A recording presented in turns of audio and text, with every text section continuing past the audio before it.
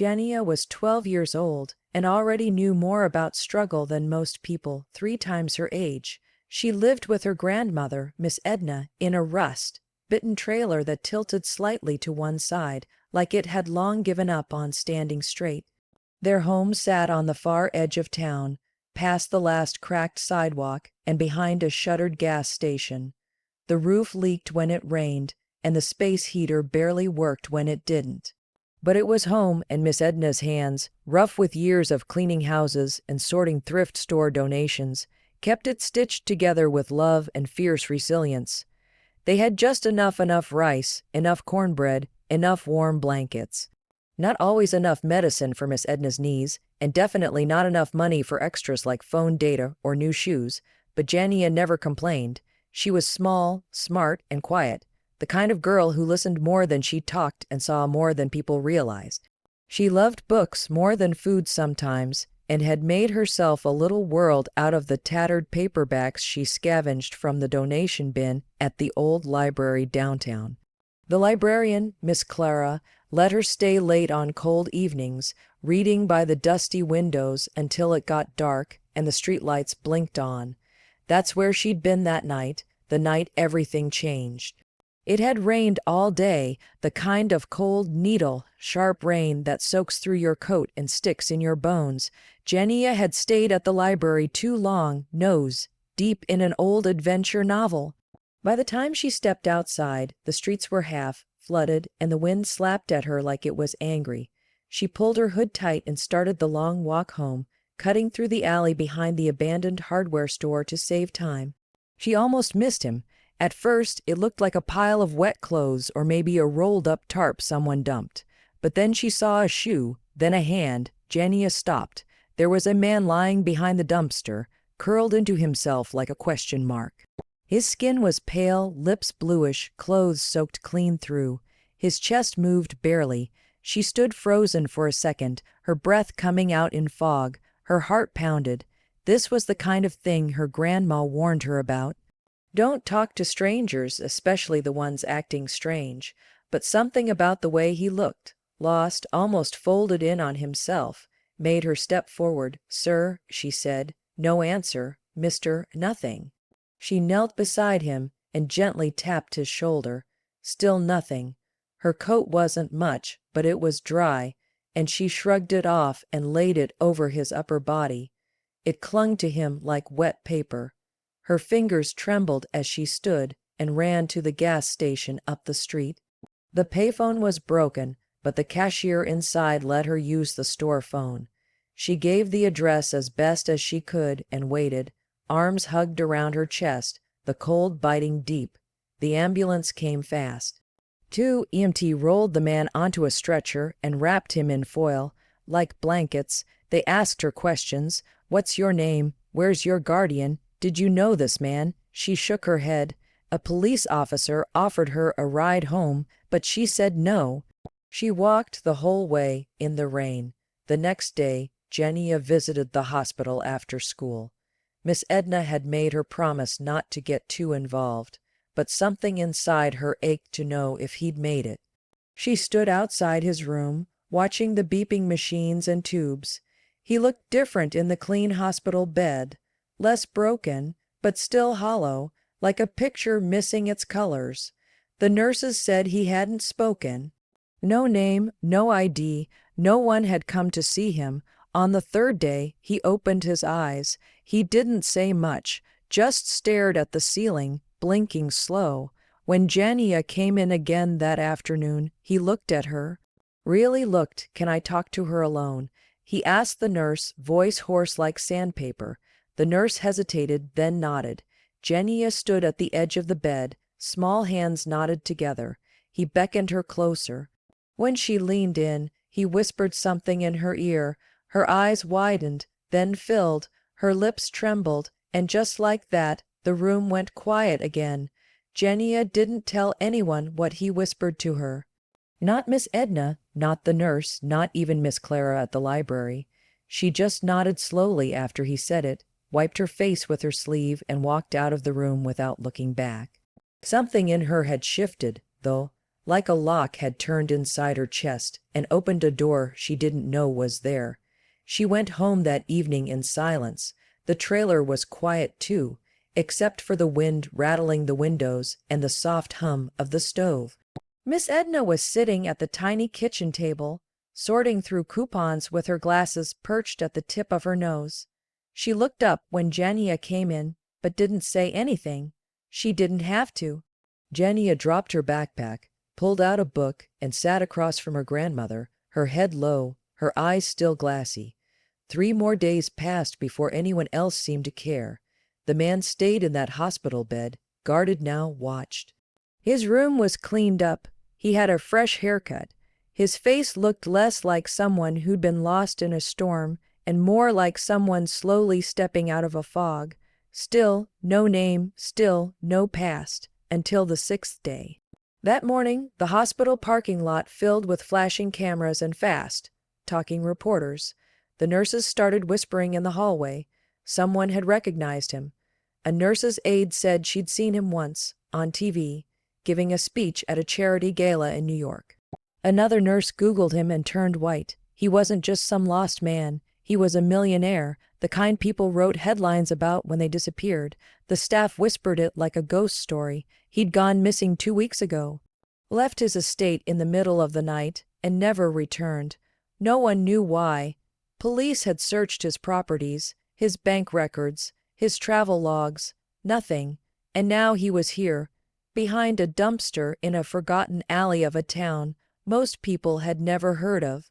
Janiya heard about it from Miss Clara, who almost dropped her teacup reading the news. But Janiya didn't act surprised. She didn't say much at all, just kept turning the same page in her book, over and over, not reading it.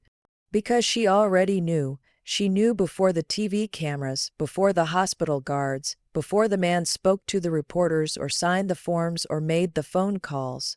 She knew the moment he whispered into her ear, when his voice cracked and he said something no one else would ever hear.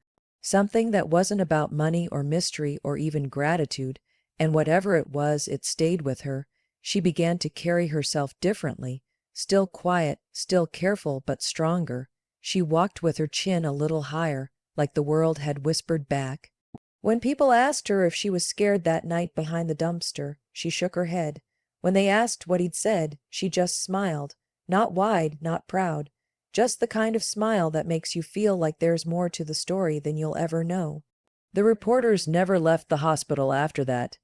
Every day they waited, hoping to catch a glimpse of the man whose name was now splashed across every news channel. They called him a recluse, a genius, a philanthropist, and now, after his strange disappearance, a mystery. He didn't speak to the press, not once, but he did ask for Janiya again. When she showed up that afternoon, the nurses let her through without question. The hospital staff had started treating her differently, more gently, like she was someone important. She didn't understand why. All she had done was help a man who needed help. That didn't feel like something that should earn looks of awe or nervous smiles. This time, when she entered his room, he was sitting up straighter. Cleaner, healthier, still quiet, but no longer lost. He looked at her and nodded like he'd been waiting. "I meant what I said," he told her, "and I haven't forgotten." She didn't ask what he meant. She just sat in the chair beside the bed like she had the other days. She didn't fidget or try to make conversation. She just kept him company. That seemed to be enough. Nurses brought in food that neither of them touched. The sun moved across the window. At some point, he turned toward her again. "Do you ever feel like the world overlooks you, even when you're doing something that matters?" Janiya blinked, slowly nodded. "I used to think money fixed that," he said, "but it doesn't. What you did, that was real." She didn't say anything.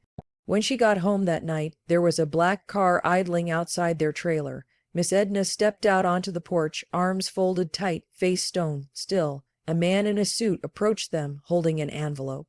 Said he was sent on behalf of a client, no name, just a request that they open it together. Inside were documents, legal ones, notarized, paper with numbers Janiya couldn't even pronounce, let alone understand.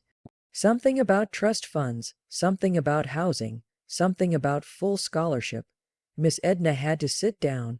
Janiya held the envelope in her lap. It didn't make sense, not the money, not the attention, not any of it, because what she remembered most from that night wasn't who the man was. It was how cold he'd been, how his lips had barely moved, how her coat stuck to his chest, and how, when he whispered those words to her, they didn't sound like a secret. They sounded like a promise. The promise didn't come with fanfare. It didn't come with gold watches or glittering checks. It came quietly, just like the man himself. After the envelope arrived, things began to change, but slowly. No one from the hospital or the newspapers knew about the papers in that envelope, or that the man had sent his lawyer to see her again 2 days later. This time, the man didn't speak. He just handed Miss Edna another set of documents and looked Janiya in the eye with something more powerful than words, understanding.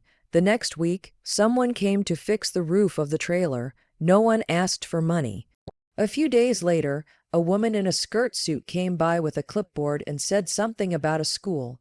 Not the one Janiya walked to every morning, but another one, out of town, with books newer than her entire library and teachers with degrees from places Janiya had only read about. Miss Edna was quiet through most of the conversation, nodding, then staring out the window for a long time after the woman left. That night, she made Janiya's favorite cornbread and let her eat the last of the honey. Janiya still visited the hospital once a week. The man had started to walk again, slowly. He always asked for her, and when she came, he didn't ask questions. He told stories, not about himself, never about his businesses or his name or his missing days, but about ideas. About things he'd learned from people without titles, without wealth, without homes. He talked about kindness like it was a kind of wealth people forgot how to spend.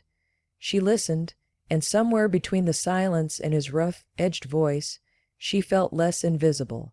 Then came the day when she brought him a book, one of her favorites. It was beat up and weathered, pages loose at the spine. She handed it to him without saying anything, and he held it like it was something priceless. He turned the pages slowly, carefully, like it was something ancient. He didn't even open his mouth, but after a while he reached into his drawer and handed her something small, a folded note written in slanted print. She read it on the way home. It was short, but the last line made her stop walking. She sat down on the curb and read it again. It said, "You gave me back something I thought I'd lost. I will spend every day making sure the world never forgets you gave it." The next morning, Miss Edna had a letter in the mail, official looking. It confirmed what the lawyer had hinted at, a foundation, newly formed, in Janiya's name, for girls like her, for minds like hers. No one knew about that either, not the newspapers, not the talk shows that wanted the story, not even the local pastor, because Janiya never talked about what he whispered. But every time someone asked why she wasn't afraid that night, she said the same thing, soft and simple, because he looked like someone who forgot what it felt like to be seen. By the time the man left the hospital, weeks had passed. He walked with a cane now, his steps slow but sure. The media had mostly moved on, their appetite satisfied with headlines and speculation. They never knew what truly happened. The only photo that ever surfaced of him, after his recovery, was a grainy shot taken from behind. Him standing beside a young black girl at the library steps, both of them looking out toward the empty street. Janiya didn't care for the stories they made up. She kept her head down and stayed close to her world, her books, her school, her grandmother, but even in her quiet, the changes kept coming. A new section opened at the local library, dedicated to young readers who couldn't afford books of their own. Every one of them could take home as many as they liked. No fines, no questions. Inside the front cover of each book was a sticker that read, "This book belongs to the girl who knew kindness is louder than fear." One afternoon, Miss Clara handed Janiya a letter, no stamp, no return address. Just her name on the front. Inside was a single sentence in the same handwriting from the folded note. You didn't save a millionaire, you reminded a man he still had a soul. Janiya folded the letter and placed it between the pages of her favorite book, the same one she had given him. She never saw him again, but she didn't need to.